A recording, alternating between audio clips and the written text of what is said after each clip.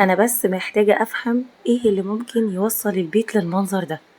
يعني لو عايش فيه عزاب عمرهم هيستحملوا يقعدوا فترة طويلة بالشكل ده في المنظر ده؟ يعني لو عايش فيه شباب لوحدهم، وبعدين لو عايش فيه ناس كبيرة، طب والناس الكبيرة دي او المسنين مفيش حد بيسأل عليهم؟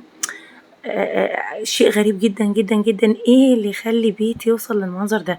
سواء بقى مطبخ، سواء living، سواء reception، سواء أوض، كراتين، كراتين، كراتين، وقمة إهمال وعدم نضافة كبير جدًا، جدًا. يعني بجد بيت الله يكون في عون الناس اللي كانت عايشة فيه. ده لو مهجور مش هيوصل للمرحلة دي، يعني لو البيت مهجور مش هيوصل للمرحلة اللي إحنا شايفينها ده. كمية كراتين كبيرة جدًا، كمية ورق عالية أوي، أوي، وكنزات بقى زي ما إحنا شايفين، وكل حاجة، كل حاجة صعبة أوي.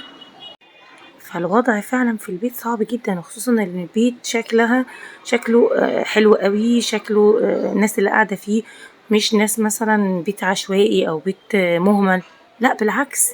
فإيه اللي يوصّل لكده؟ إيه اللي يوصّل إن هُم يوصلوا لمرحلة إن يقعدوا يوم كامل وأكتر في بيت زي ده ينضف بالمنظر دوّة ويوصل للطريقة دي؟ كنتِ فين يا صاحبة البيت كانت فين؟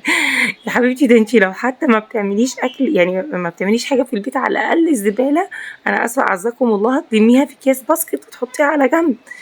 حتى لو شاب، حتى لو راجل أكيد هيعمل كده، هيلم الزبالة. تخيلوا إن الطرقة فيها زبالة! ده الشكل النهائي للمطبخ طبعًا. فرق شاسع بين ده وبين ده. يعني